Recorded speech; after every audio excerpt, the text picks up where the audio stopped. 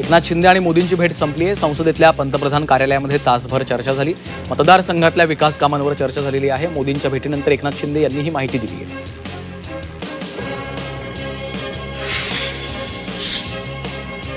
पंतप्रधान नरेंद्र मोदी यांनी शिवसेनेच्या खासदारांशी ब्रेकफास्ट बैठकीमध्ये संवाद साधलेला आहे। मतदारसंघातल्या विकास कामांवर भर देण्याचा महत्त्वाचा सल्ला त्यांनी खासदारांना दिला। आपल्या मतदारसंघातली विकास कामं मार्गी लावण्यासाठी सत्तेचा उपयोग करा असा थेट कानमंत्र त्यांनी खासदारांना दिला।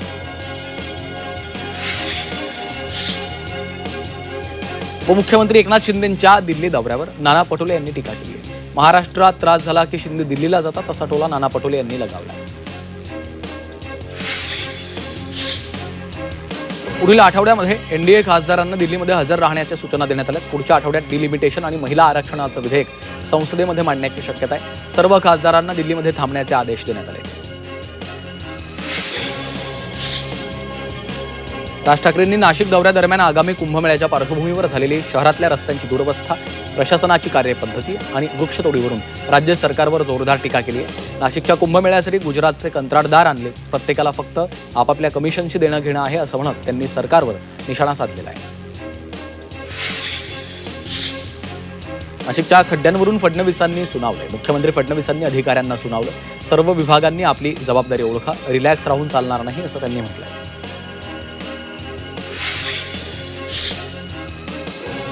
राज ठाकरे यांचा काहीतरी गैरसमज झालेला आहे। बाहेरचा कॉन्ट्रॅक्टर कोण आहे हे त्यांनी सांगावं असं गिरीश महाजनांनी म्हटलंय। खड्डे बुजवण्याचं काम वेगाने सुरू असल्याचं देखील त्यांनी म्हटलंय।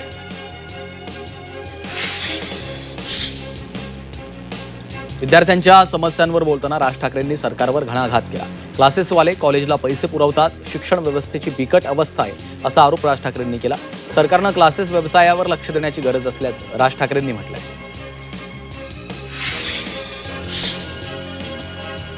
दगडावरच्या फिंगरप्रिंट आधारशी लिंक होतील या चंद्रकांत पाटलांच्या विधानावरनं राज ठाकरेंनी पुन्हा एकदा डिवचलं। चंद्रकांत पाटलांनी दगडावरचे ठसे शोधण्यापेक्षा विद्यार्थ्यांच्या मागण्यांकडे लक्ष द्यावं असा सल्ला दिला। SIR अधिकाऱ्यांच्या सोबत भाजपचे लोक फिरतायत असा आरोप राज ठाकरेंनी केला। भाजपला सोयीनुसार मतदारांची नावं हटवायची आहेत का असा प्रश्न त्यांनी उपस्थित केलाय। यासह मनसेच्या कार्यकर्त्यांना SIR मोहिमेवर लक्ष ठेवण्याच्या सूचना दिल्या। अमेरिकन कंपनीच्या मदतीने सरकार पाळत ठेवत असल्याचा गंभीर आरोप स्वतः अभिजित दिपकेंनी केला। नवी दिल्लीतील भारत मंडपमधील कार्यक्रमात वैयक्तिक माहिती सार्वजनिक केल्याचा गंभीर आरोप दिपकेंनी केला। अमेरिकेच्या एका AI स्टार्टअप कंपनीने प्रात्यक्षिकादरम्यान ही खासगी माहिती मांडल्याचा दावा केला।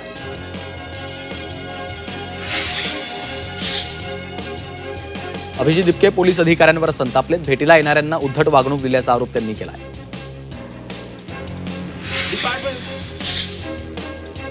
स्वातंत्र्यदिनी पंतप्रधान मोदींनी जेनझीसाठी भाषण करावं।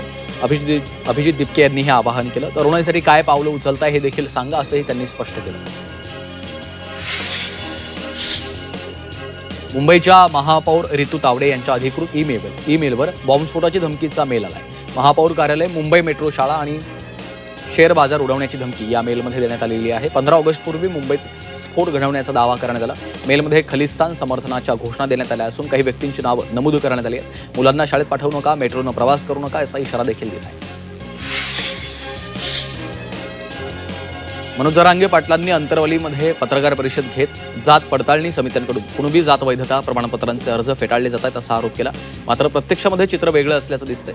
शिंदे समिती स्थापन झाल्यापासून 31 जुलै 2026 पर्यंत मराठवाड्यातील 8ही जिल्ह्यांमधून 20,143 अर्ज जात पडताळणी समित्यांकडे आले। त्यापैकी 15,597 अर्जदारांना कुणबी जात वैधता प्रमाणपत्र देण्यात आलेलं आहे।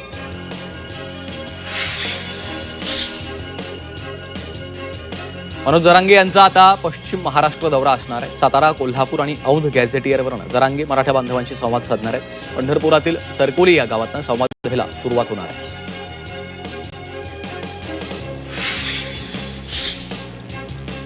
हाकेंसारख्या लोकांना भीक घालत नाही। प्रसाद लाड कोण आहे हे माहीत नसेल तर गुगल सर्च करा अशी टीका प्रसाद लाड यांनी केली। तर हाके कोण आहे, लाड यांना दाखवून देणार असं म्हणत हाकेंनी पलटवार केला आहे।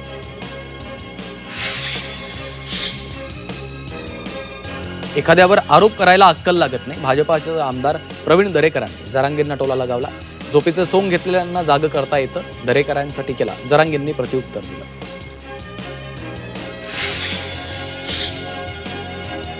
कुणबी दाखले देण्याचं काम पारदर्शकपणे सुरू आहे. कुणी दाखले नाकारले असतील तर त्यावर कारवाई करू, विखे पाटील यांनी ही ग्वाही दिली आहे. ॲडव्होकेट गुणरत्न सदावर्तेंनी मराठा आंदोलक मनोज जरांगे पाटील यांच्यावर टीका केली आहे. कुणबी प्रमाणपत्रांच्या मुद्द्यावरनं जरांगेंनी मुख्यमंत्र्यांवर केलेल्या टीकेला सदावर्ते यांनी पत्रकार परिषद घेऊन उत्तर दिलं. जरांगेंना टेंडरची गोडी आहे असा गंभीर आरोप सदावर्ते यांनी केला आहे. नाशिकच्या बागलाण तालुक्यात पाणी टंचाई विरोधात दसाने इथल्या महिलांनी हंडा मोर्चा काढला. तोडगा न निघाल्याने संतप्त महिलांनी ग्रामपंचायत कार्यालयाला टाळं ठोकलं असून प्रशासनाकडे तातडीनं पाणी पुरवठ्याची मागणी केली. राज्य शासनाच्या 3 ऑगस्टच्या निर्णयानुसार CCMP पात्र BHMS होमिओपॅथिक डॉक्टरांना महाराष्ट्र मेडिकल काउन्सिलमध्ये नोंदणीचा मार्ग खुला झाला. या निर्णयाच्या स्वागतार्थ जालन्यात डॉक्टरांनी फटाके फोडून पेढे वाटत आनंदोत्सव साजरा केला.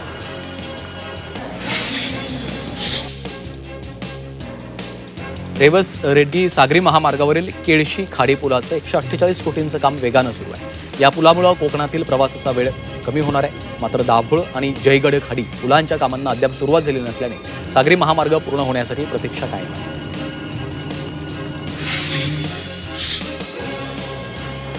संभाजीनगर शहरातील जीर्ण आणि धोकादायक इमारती पाडण्याची मोहीम महापालिकेने सुरू केली.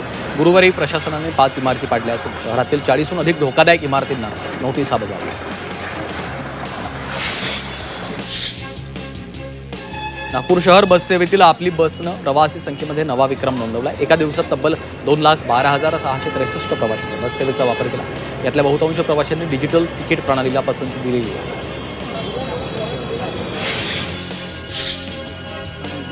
पुणे जिल्ह्यातील आंबेगाव तालुक्यामध्ये धक्कादायक प्रकार घडलेला आहे. मेनुंबरवाडीमध्ये स्मशानभूमी आणि शेड नसल्यानं ग्रामस्थांना भर पावसात ताडपत्री टाकून दशक्रियाविधी करावा लागलेला आहे. मूलभूत सुविधांच्या अभावी ग्रामस्थांनी प्रशासनाकडे तातडीनं स्मशानभूमी उभारण्याची मागणी केली आहे.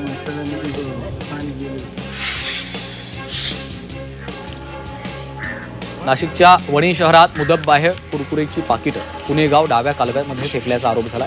या प्रकारामुळे पाणी प्रदूषण आणि आरोग्याचा धोका निर्माण झाल्यानं संबंधितांवर कारवाईची मागणी होती.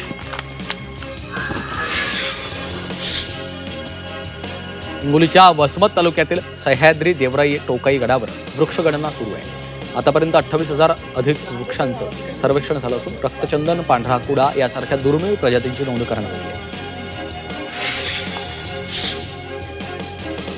वांद्रे, सांताक्रूज, खार आणि परिसरातल्या काही भागात पाणी पुरवठा बंद किंवा कमी दाबाने होणार आहे.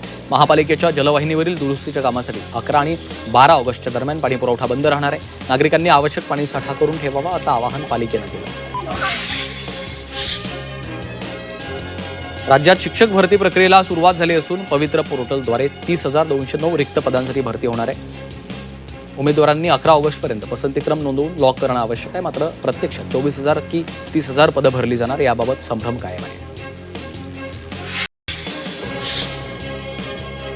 CET सेलनं 2026-27 साठी MBBS आणि BDS अभ्यासक्रमाच्या केंद्रीकृत प्रवेश प्रक्रियेला 6 ऑगस्टपासून सुरुवात केली. नीट UG परीक्षेमध्ये पात्र ठरलेल्या विद्यार्थ्यांना या प्रक्रियेसाठी नोंदणी करता येणार आहे. तर अर्ज नोंदणीची अंतिम तारीख 12 ऑगस्टपासून पहिली गुणवत्ता यादी 23 ऑगस्टला जाहीर करण्यात येणार आहे.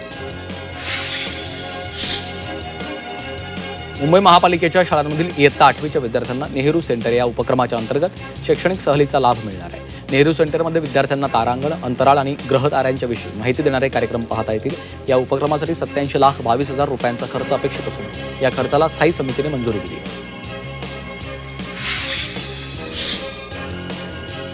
म्हाडाच्या मुंबई मंडळाच्या 2,640 घरांची सोडत पार पडली असून 75,000हून अधिक अर्जदारांपैकी 2,640 जणांना घरं मिळाली आहेत. उर्वरित अर्जदारांसाठी फेब्रुवारी 2027 मध्ये सुमारे 2,500 घरांची नवी सोडत काढणार अशी घोषणा म्हाडाच्या उपाध्यक्षांनी केली आहे.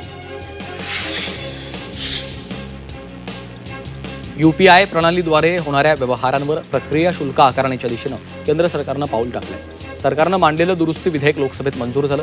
केंद्रीय अर्थमंत्री निर्मला सीतारामन यांनी पेमेंट अँड सेटलमेंट सिस्टम कायदा दुरुस्ती विधेयक लोकसभेत मांडलं.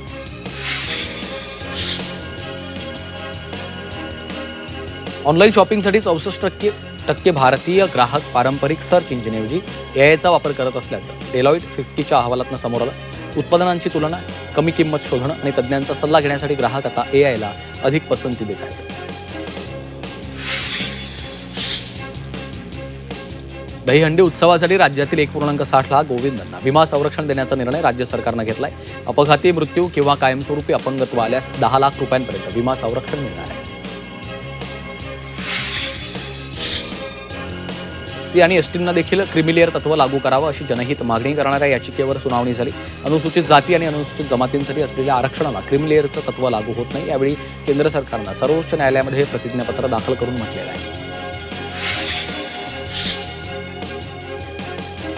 SIRसाठी 17 ऑगस्टपर्यंत अर्ज भरण्याचं आवाहन करण्यात आलं. मुख्य निवडणूक अधिकाऱ्यांनी मतदारांना आवाहन केलं. निश्चित वेळापत्रकानुसार अर्ज सादर करणाऱ्या मतदारांची नावं 24 ऑगस्ट रोजी प्रसिद्ध होणाऱ्या प्रारूप मतदार यादीमध्ये समाविष्ट केली जाणार आहे. राज्यातील विशेष मतदार यादी सखोल पुनर्निरीक्षण मोहिमेला वेग आलाय. 3 ऑगस्टला सकाळी 10 वाजेपर्यंत 93% अर्ज वितरित करण्यात आले. त्यापैकी 72% अर्जांचं डिजिटायझेशन पूर्ण झालेलं आहे. तर 90% सहित हिंगोली जिल्हा प्रथम क्रमांकावर असून ठाणे जिल्हा 46% सहित सर्वात शेवटच्या क्रमांकावर आहे. वांद्रे कुर्ला संकुल इथं अंमलबजावणी संचालनालयाचे 400 कोटी रुपये खर्चून अत्याधुनिक 14 मजली मुख्यालय उभारण्यात येणार आहे. या नव्या संकुलामुळे तपास आणि प्रशासकीय कामकाज अधिक वेगवान आणि सुलभ होणार आहे.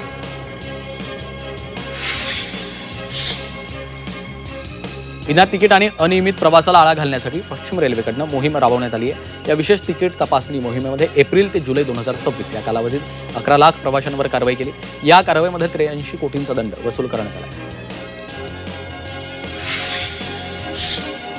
CST स्थानकाच्या पुनर्विकासासाठी फलाट क्रमांक 16 वरील ट्रॅफिक आणि पॉवर ब्लॉकला पुन्हा एकदा मुदतवाढ देण्यात आली आहे. त्यामुळे 21 ऑगस्टपर्यंत काही महत्त्वाचे मेल आणि एक्सप्रेस गाड्यांचं अंतिम स्थानक बदलण्यात आलेलं आहे. तर 3 गाड्या दादर इथं आणि 1 गाडी ठाणे इथं शॉर्ट टर्मिनेट करण्यात येणार आहे.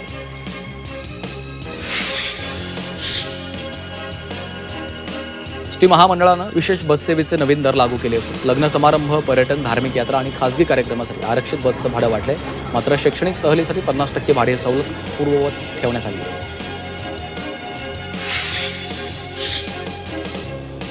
बेस्ट उपक्रमाच्या ताफ्यात 1500 वातानुकूलित विद्युत मिडी बस दाखल होणार आहेत. मुंबईकरांच्या सोयीसाठी केंद्र सरकारच्या PM E-ड्राईव्ह योजनेअंतर्गत या बस ताफ्यामध्ये दाखल होणार आहेत. मिडी बसमुळे शहरांच्या अरुंद गल्ल्यांमध्ये देखील बेस्टची सेवा पोहोचू शकणार नाही.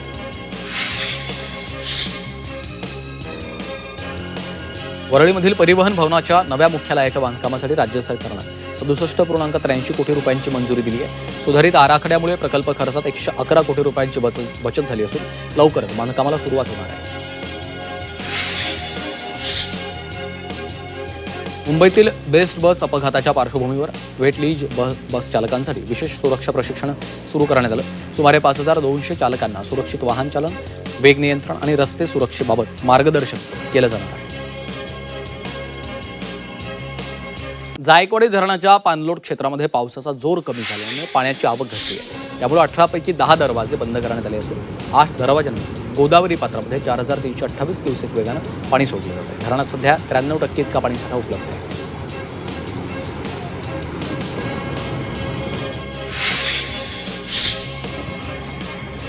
वाशिम जिल्ह्यातील रिसोड तालुक्यातल्या रिठद इथल्या FRP बंधाऱ्यामुळे ग्रामस्थ चिंतित आहेत. पावसाळ्यामध्ये काडी कचरा आणि लाकडं अडकल्याने पाण्याचा प्रवाह थांबवून गावामध्ये पाणी शिरण्याचा धोका निर्माण होतो.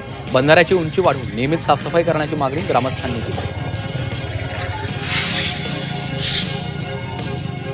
वाशिम जिल्ह्यातील पैनगंगा नदीवरील 11 बॅरेजमधनं मोठ्या प्रमाणात पाण्याचा विसर्ग सुरू आहे. मात्र 162 लघु आणि मध्यम प्रकल्पामध्ये केवळ 26.38% पाणीसाठा शिल्लक असल्यानं पाणी टंचाईची चिंता वाढली आहे. पावसाचं पाणी साठवण्यासाठी बॅरेजचं गेट बंद करा अशी मागणी नागरिकांनी केली आहे.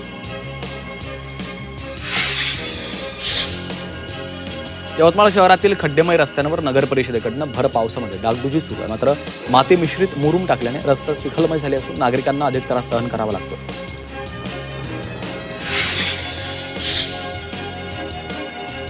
वाशिम तालुक्यातील पांडव उमरा इथल्या शेतकऱ्यानं 3 एकरात हळद, गोभी आणि सोयाबीनची एकत्र लागवड करून तिहेरी पीक पद्धतीचा यशस्वी प्रयोग केला. या प्रयोगातून त्यांना मागील वर्षी प्रति एकर 5.5 लाख रुपयांचं उत्पन्न मिळालं आहे. महावितरणनं मार्च 2027 अखेर राज्यातल्या कृषी सिंचनासाठी शेतीपंपांना 100% सौर ऊर्जेद्वारे वीज पुरवठा करण्याचे नियोजन केलं आहे. शेतकऱ्यांना दिवसभर विश्वासार्ह वीज उपलब्ध करून देण्यासाठी हा उपक्रम राबवण्यात येणार आहे.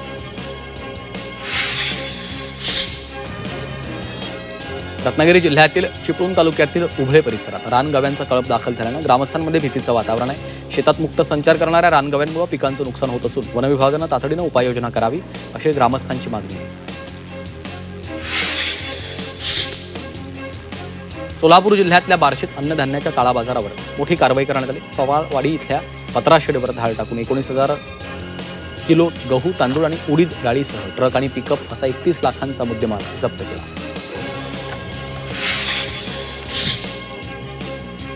अमरावती जिल्ह्यामध्ये बोगस सोयाबीन बियाण्यामुळे नुकसान झालेल्या शेतकऱ्यांना मदत देण्याचा शासनाचा निर्णय झालाय. मात्र मदतीचे निकष, स्वरूप आणि पात्रतेबाबत स्पष्टता नसल्यानं वितरण प्रक्रिया रखडली आहे. कृषी विभागाने याबाबत शासनाकडे मार्गदर्शन मागितलंय.